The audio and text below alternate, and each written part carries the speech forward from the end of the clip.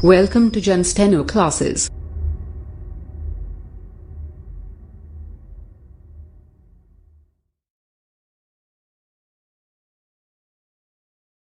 राजस्थान उच्च न्यायालय 70 शब्द प्रति minute Hindi dictation. Legal dictation अध्याय संख्या 12। डिक्टेशन शुरू होगी 3 सेकंड बाद। Ready start. संपत्ति की प्रकृति को बदलने की कोशिश करना चाहता है तो पीड़ित पक्षकार उसे रोकने के लिए निषेधाज्ञा प्राप्त करने के लिए न्यायालय के समक्ष प्रार्थना पत्र प्रस्तुत कर सकता है। ऐसी स्थिति में पीड़िता पक्षकार को यह भी चाहिए कि वह न्यायालय के समक्ष प्रार्थना पत्र प्रस्तुत करके कोई आयुक्त नियुक्त करने का निवेदन कर दे ताकि आयुक्त मौके पर जाकर नक्शा बनाकर न्यायालय के समक्ष प्रस्तुत कर दे और यह स्पष्ट हो सके कि प्रारंभिक स्तर पर विवादित संपत्ति की प्रकृति क्या है और उसमें किस सीमा तक परिवर्तन किया जा चुका है।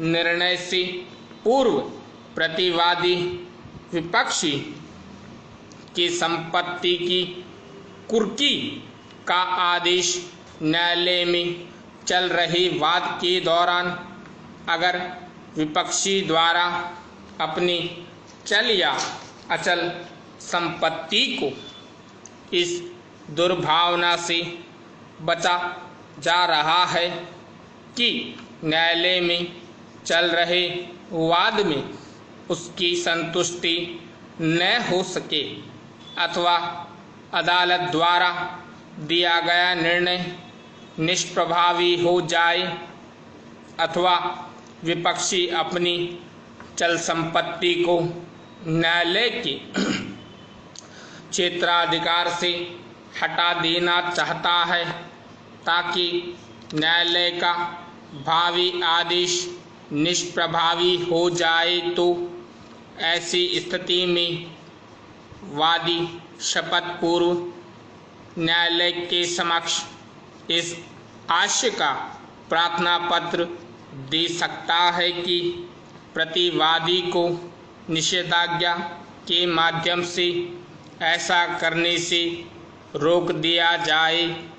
फिर भी यदि न्यायालय यह समझे कि निषेधाज्ञा जारी करने पर भी विवादित संपत्ति की सुरक्षा नहीं हो सकती, तो न्यायालय उक्त संपत्ति की मालिकियत के बराबर प्रतिपूर्ति न्यायालय में जमा कराने जाने हेतु निर्देशित कर सकता है अथवा न्यायालय उक्त संपत्ति को अगले आदेश तक कुर्क भी कर सकता है।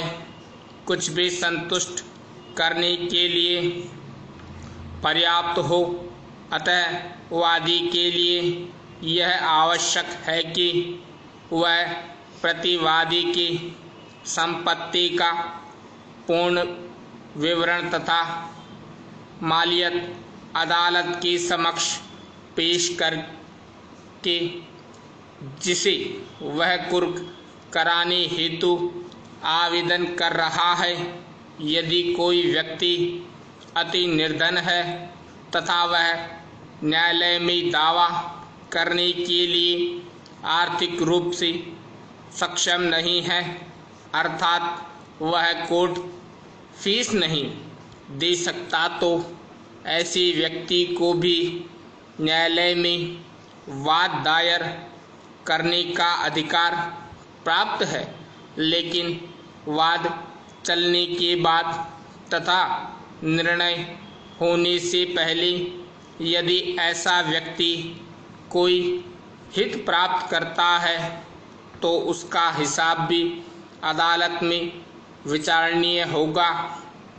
उपरोक्त परिस्थिति में दावा चलने की आज्ञा देने से पहले न्यायालय वादी की संपत्ति एवं साधन के विषय में अपनी तसल्ली के लिए जांच करवा सकता है और यदि वादी को निर्धन पाया जाता है तो वह उसका दावा पंजीकृत कर लिया जाएगा और तमाम विवादों की तरह न्यायालय में चलेगा, जिसके लिए वादी को न्यायिक शुल्क अदा करने की छूट भी दी जाएगी।